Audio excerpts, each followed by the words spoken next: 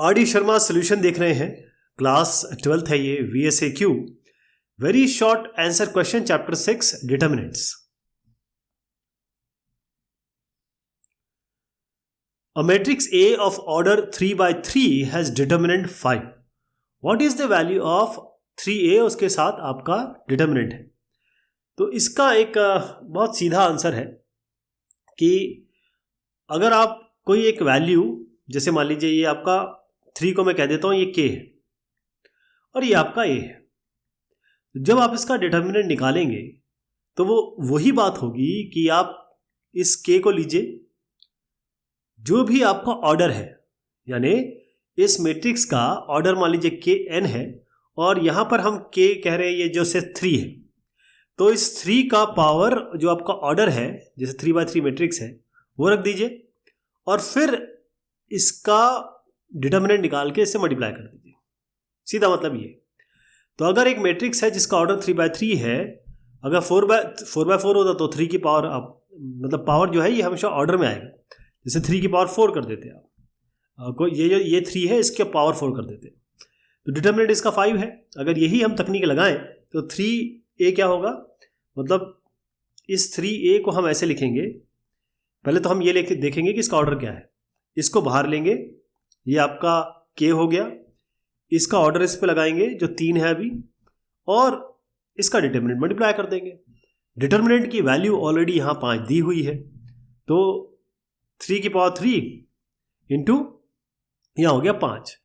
अब 3 into 3 into 3 कितना होता है, 3 3 9, 9 3 27, तो 27 इंटू 5 हो गया ये, इसका उत्तर हो गया 135।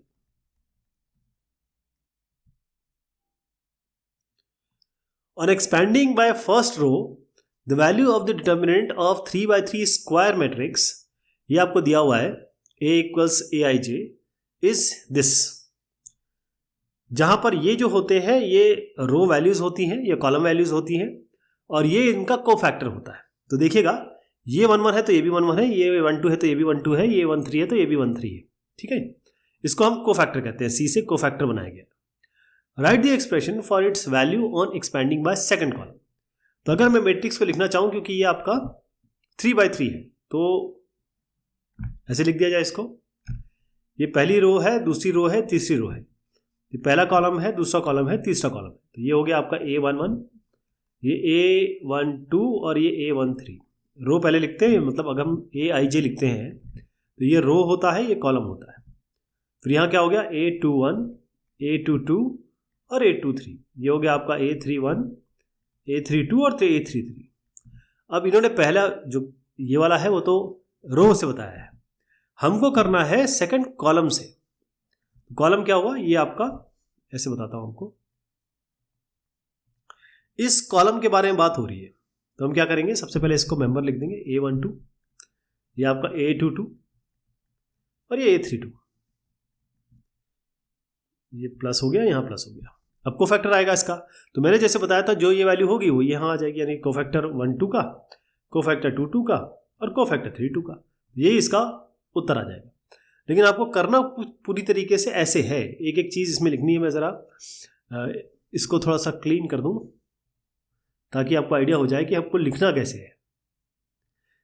इस तरीके से आपको प्रॉपर बताना है, उसके बाद आप इसका उत्तर लिखेंगे। लेट Aij, यानी कि मैट्रिक्स की बात हो रही है, 3 by 3 मैट्रिक्स है, Cij इसमें आपका कोफैक्टर है Aij का, तो Aij का हमेशा कोफैक्टर Cij होता है। इफ डिटर्मिनेंट इक्वल्स 5, डिटर्मिनेंट की वैल्यू 5 दी हुई है, right the value of A31 C31 plus A32 C32 और A33 C33। इसकी वैल्यू निकालनी है। बेसिकली यहाँ पर आप ये प्लस और लगा दीजिए, ये है ना। कैसे निकालेंगे ये देखें, कुछ भी करिए आप, कुछ भी करिए आप, कोई रो लीजिए, 3 रो है, कोई कॉलम ले लीजिए, 3 कॉलम है, डिटर्मिनेंट की वैल्यू चेंज नहीं होती है। कोई भी रो खोलिए आप, किसी भी रो से 1 2 3, इससे खोल लीजिए, इससे खोल लीजिए, इससे खोल लीजिए, या किसी भी कॉलम से खोल लीजिए, डिटर्मिनेंट की वैल्यू तो वही रहेगी। ठीक है जी, तो आपको इसमें कुछ नहीं करना है। ये अगर आपने, इन्होंने ये कह दिया कि आप इसको किससे खोल रहे हैं, देखिए A31 यानी कि थर्ड A31 ये A31 हो गया, थर्ड रो, ये थर्ड रो है फर्स्ट कॉलम, ये A32 ये हो गया और A33 ये हो गया। यानी आप थर्ड रो से इसको खोल रहे हैं। डिटरमिनेंट की वैल्यू तो चेंज नहीं होगी ना, वो यही हो रहेगी, वो 5 ही आएगी। इन क्वेश्चन 18 पिछले क्वेश्चन की बात हो रही है। Right the value of A11, A12, A13। अब आप देखें यहां पर एक समस्या होगी, समस्या नहीं कहूंगा, मैं ये कहना चाहूंगा कि ये A11 है, ये A21 है। अब आप इसको देखिए, मैं इसको थोड़ा यहां से समझाता हूं।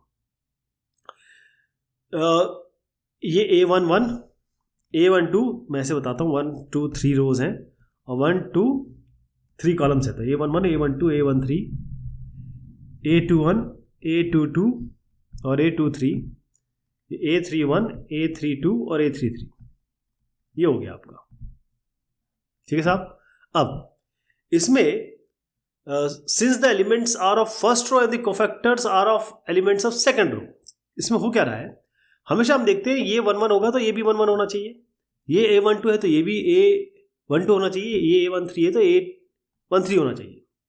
लेकिन स्क्वायर मैट्रिक्स अगर ऑर्डर n का है, जो हम 3/3 की बात कर रहे हैं, तो जो सम ऑफ प्रोडक्ट है पहले रो का या पहले कॉलम का कोफैक्टर के साथ और दूसरे किसी भी रो के साथ ले लीजिए, अगर उनको आप जोड़ते हैं तो वो 0 आता है।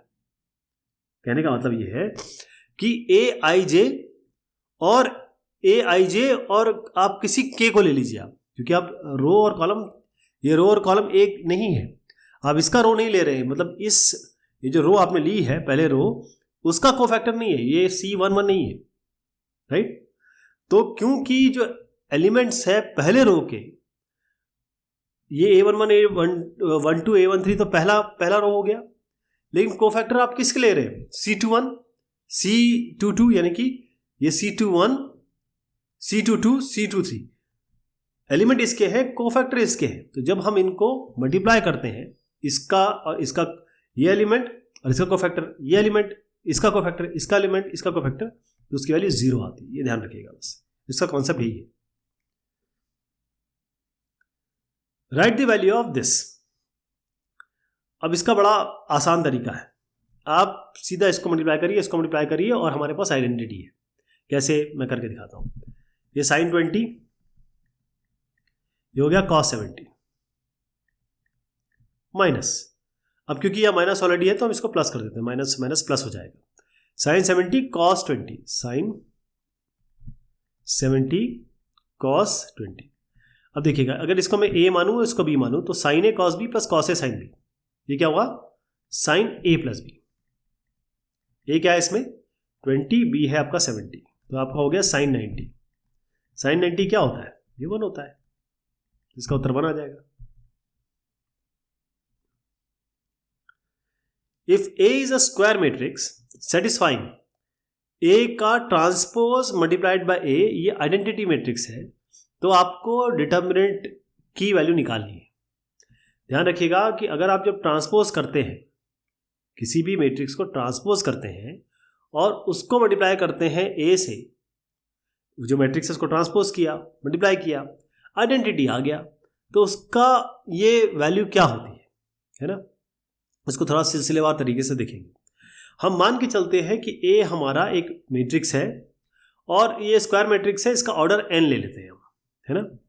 अब हम ये जानते हैं कि डिटर्मिनेंट जब हम निकालते हैं, तो चाहे हम a का निकालें या रो और कॉलम को हम बदल दें, तो इसका डिटर्मिनेंट और ट्रांसपोज का डिटर्मिनेंट एक ही होता है। ये हम ऑलरेडी डिटर्मिनेंट में देख चुके, मतलब प्रॉपर्टीज में देख चुके हैं।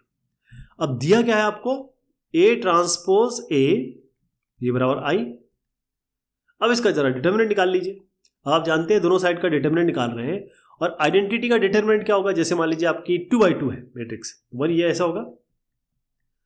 और मैंने बताया था आपको इसका डिटर्मिनेंट कैसे निकलता है, इन डायगोनल को मल्टीप्लाई किया जाए तो 1 1 है तो 1 ही हो जाएगा। ये आइडेंटिटी मैट्रिक्स का डिटर्मिनेंट 1 हो गया।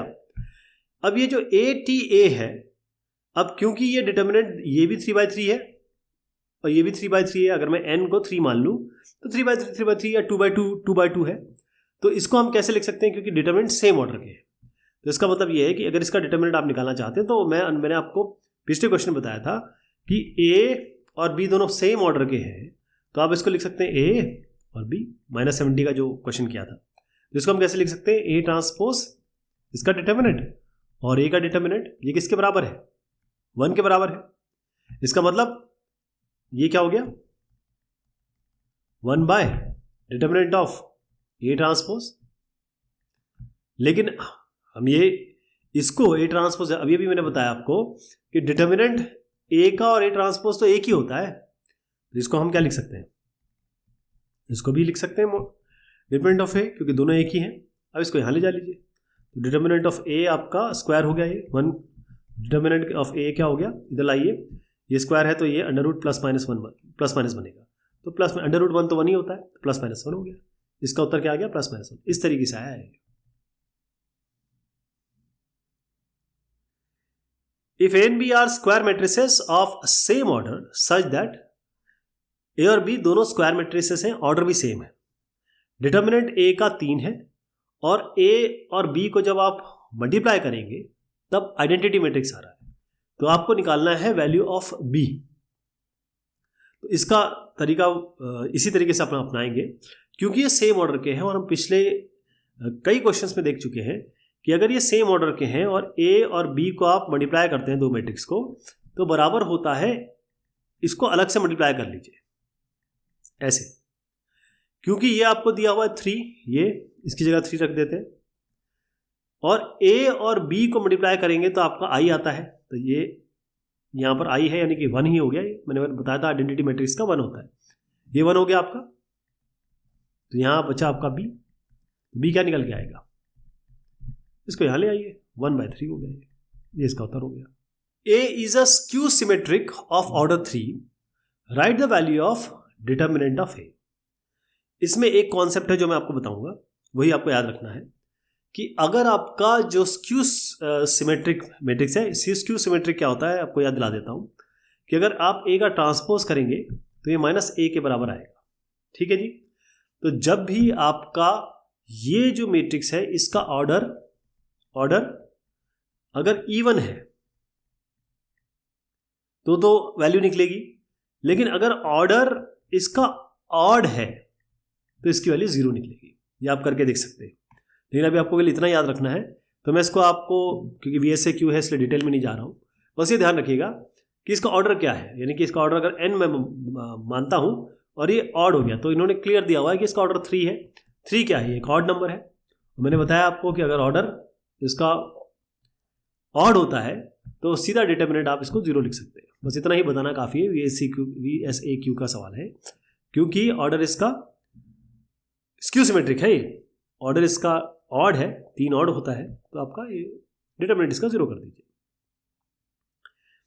If A is a square matrix of order 3 with determinant 4, then write the value of, ये माइनस है अंदर, तो इसमें तो आपको कुछ सोचना ही नहीं है। देखिए हमारे पास कुछ प्रॉपर्टी है ना। अब मैंने आपको बताया था कि जब भी हम इसको लिखेंगे तो ये माइनस का मतलब क्या है, इसका मतलब है -1 × A। अब हमने पिछले सवाल में देखा कि जब भी हम इसको मैं K मान लेता हूं और ये A है, तो जब इसका हम डिटरमिनेंट निकालते हैं तो K जब बाहर आता है तो K की पावर n हो जाता है, और अंदर ये रहेगा ही रहेगा, है ना। K इसमें क्या है, -1, तो -1 की पावर n कर देते हैं, और n क्या लिखना है, n ऑर्डर होता है, तो ऑर्डर क्या है इसका 3 है, ये रख दीजिए। डिटरमिनेंट ऑफ A क्या दिया हुआ है, ये आपको 4 दिया हुआ है, तो इसके आगे 4 रख दीजिए, तो -1 की पावर ऑड है तो माइनस रहेगा, ये 4 है, -4 हो गया है। If A is a square matrix such that, जो डिटर्मिनेंट है A का वो 2 है, right the value of A और A ट्रांसपोज। इसमें भी जो हमने पहले डिस्कस किया हुआ है वही करना है, क्योंकि देखिए A लें आप और A ट्रांसपोज लें, दोनों का ऑर्डर सेम है, तो आप A और A ट्रांसपोज को लिख सकते हैं A और A ट्रांसपोज, ठीक है जी। अब ये वाला जो है इसकी वैल्यू ऑलरेडी आपको दी हुई है 2, अब चाहे आप ट्रांसपोज करके करें चाहे ऐसे ही करें, मैंने आपको बताया था ट्रांसपोज पे डिटर्मिनेंट की वैल्यू चेंज नहीं होती है, तो ये 2 है तो ये भी 2 होगा, ये आपको निकालना था 4 आ गया, ये ऐसे होगा। ये find the value of the determinant. अब इसको डायरेक्ट कर लीजिए आप, ठीक। तो डायरेक्ट आप कर सकते हैं या दूसरा तरीका आप देखिए, डायरेक्ट करेंगे तो भी वही उत्तर आएगा। मैंने आपसे कहा कि आप कोई भी प्रॉपर्टी लगा लीजिए और कभी भी डिटर्मिनेंट निकाल लीजिए, वो वही वैल्यू आएगी चाहे आप डायरेक्ट कर रहे हैं तो, या प्रॉपर्टी लगा के कर लें। इसमें एक प्रॉपर्टी ऐसी लगाई जाए कि किसी तरीके से ये ईजी हो जाए, क्योंकि ध्यान रखिएगा अगर ये क्वेश्चन 1 या 2 मार्क्स में आता है तो आपको ये पूरा नहीं करना होगा। इसका मतलब यह है कि इसकी वैल्यू कोई ऐसी नहीं आएगी, या 0 आएगी या 1 आएगी, इस तरीके से आती है। मैक्सिमम क्वेश्चन जो इसमें होते हैं उसमें वैल्यू 0 ही आती है, जो अभी तक आप देख चुके होंगे। हम क्या करेंगे, रो 1 में चेंज करते हैं, ये आपका रो 1 है, और क्या कर रहे हैं रो 1 में चेंज कर रहे हैं रो 1 और सब्ट्रैक्ट करेंगे 3R1 में 3R2 करेंगे। उसका आइडिया कहाँ से आया कि अगर हम इसको 3 से मल्टीप्लाई करते हैं, 81 को ही देख लेते हैं, 81 को, या इसको छोड़िए ये ज़्यादा सही दिख रहा है। अगर हम 100 से 3 को मल्टीप्लाई करते हैं तो आपका बन गया 300, और 300 ऊपर है, और इनको माइनस करें तो 0 आ जाएगा यहाँ पर। सबके साथ ऐसे ही, 52 के साथ भी ऐसे ही, 52 इंटू 3 156, 81 को 3 से मल्टीप्लाई करते हैं तो 243 आता है। ओके, या फिर आप दूसरा तरीका कर सकते हैं, इस 243 को आप लिख सकते हैं 81 इंटू 3, 156 को लिख सकते हैं 52 इंटू 3, 300 को लिख सकते हैं 100 इंटू 3, और इस 3 को स्केलर है तो आप बाहर ले सकते हैं। तो ये यहां पर क्या बनेगा, अंदर क्या रहेगा, यहाँ 81 बचेगा, यहाँ 52 बचेगा, और यहाँ पर 100 बचेगा। फिर आप रो 1 माइनस रो 2 कर दीजिए, रो 1 में चेंज करिए रो 1 माइनस रो 2, तो यहाँ 0 यहाँ 0 यहाँ 0, तो ये 0 0 0 जब आ जाएगा तो किसी भी डिटर्मिनेंट में अगर एक रो या एक कॉलम 0 है तो इसका वैल्यू 0 ही आती है। Right the value of the determinant this. अब इसमें क्या बन सकता है, ये जो है 2, ये 4, ये 6, तो ये 2 इंटू 1 है, ये 2 इंटू 2 है, 2 इंटू 3 है, तो मैं इससे 2 ले रहा हूं, ध्यान रखिएगा इससे 2 बाहर ले रहा हूं, तो क्या बनेगा आपका 1 2 और 3। हम यहां से -3 बाहर ले रहे हैं, तो 2 के साथ -3 और कर दूं तो क्या बनेगा 1 2 और 3। यहां से ले लीजिए आप 5, तो यहां लिख देता हूं इसको 5, यहां क्या बनेगा 1 2 और 3। सारा का 2 कॉलम ले लीजिए, 3 कॉलम, बल्कि 3 कॉलम एक जैसे हैं, बल्कि ये 2 कॉलम हमें चाहिए होते हैं, अगर एक जैसे हैं तो 0 हो जाता है, या तो 3 कॉलम एक जैसे हैं, तो ये तरीका आप अपना सकते हैं। 0 तो आपको यही दिख रहा है, मैंने आपको ये बता दिया। या दूसरा तरीका भी है, जैसे कहना मल्टीपल तरीके होते हैं सॉल्व करने के। रो 2 में चेंज कर दीजिए आप, इसका जो पहला रो है इसका ट्वाइस करके इससे सब्ट्रैक्ट कर दीजिए, तो ये 0 0 आ जाएगा, एक ही बात है। या इससे कर लीजिए या इससे कर लीजिए। If the matrix this is singular find the value of x। Singular है मतलब डिटरमिनेंट 0 होगा, 5x इंटू 1 यानी कि 5x, माइनस 10 इंटू 2 20, और ये आपका प्लस है, तो x हो गया आपका -20/5, -4 आ गया ये, तो ये इसका उत्तर आ जाएगा। ऐसे करना है, वैसे आपको ना पूरा का पूरा एक एक चीज लिखनी है। If A is a square matrix of order n by n such that determinant of A आपका लैम्डा है, ऑर्डर n है, डिटर्मिनेंट A लैम्डा है, then write the value of -A इसका डिटर्मिनेंट। अभी हमने एक क्वेश्चन किया था, आपको याद होगा, अभी हमने एक क्वेश्चन किया। तो अगर ये आपका इस तरीके से होता है तो इसको आप -1 ये कर लेते हैं। अब -1 बाहर लेंगे, इसका ऑर्डर लगाएंगे, ऑर्डर n है ना जी, और डिटर्मिनेंट ये कर देंगे। डिटर्मिनेंट आपको ऑलरेडी लैम्डा दिया हुआ है, तो -1 की पावर n और लैम्डा, ये इसका उत्तर हो गया। यहां पर आप देख भी रहे हैं। Find the value of determinant. अब इसको या तो आप डायरेक्ट करें, तो ये VSAQ का मतलब स्मॉल क्वेश्चन तो है नहीं, शॉर्ट क्वेश्चन तो है नहीं। इसके लिए तरीका ये है कि यहां से कॉमन लेंगे। कॉमन कैसे लेंगे, सबसे पहले यहां से चाहे किसी भी रो से या किसी भी कॉलम से, आप रो कॉलम दोनों से ले सकते हैं, क्योंकि हर जगह 2 ही 2 है। इस रो से हम 2 स्क्वायर बाहर ले रहे हैं, तो ये 2 स्क्वायर बाहर ले लिया, अंदर क्या बचा 1, ये आपका 2 और ये 2 स्क्वायर। यहां से सेकंड रो से भी हम 2 स्क्वायर, सेकंड रो से आप 2 क्यूब बाहर ले लीजिए, तो यहाँ क्या बचा 1, यहाँ 2 और यहाँ 2 स्क्वायर। थर्ड वाले से आप 2 की पावर 4 बाहर ले लीजिए, 1 2 2 स्क्वायर। अब साहब ये तीनों रो एक जैसी हैं, और तीनों रो, दो रो ही काफ़ी होती है अगर एक जैसी हैं, तो आप कह सकते हैं कि भैया तो 0 होगा, या तो 3 रो एक जैसी हैं, तो इसका मतलब इंटू 0, इसका वैल्यू होगी 0, 0 हो गया। इसका लिखना ऐसा है पूरा। ओके, अब ये जो है बाकी क्वेश्चन हम करते हैं अगली बार। तब तक के लिए शुक्रिया, मेहरबानी आप सभी की।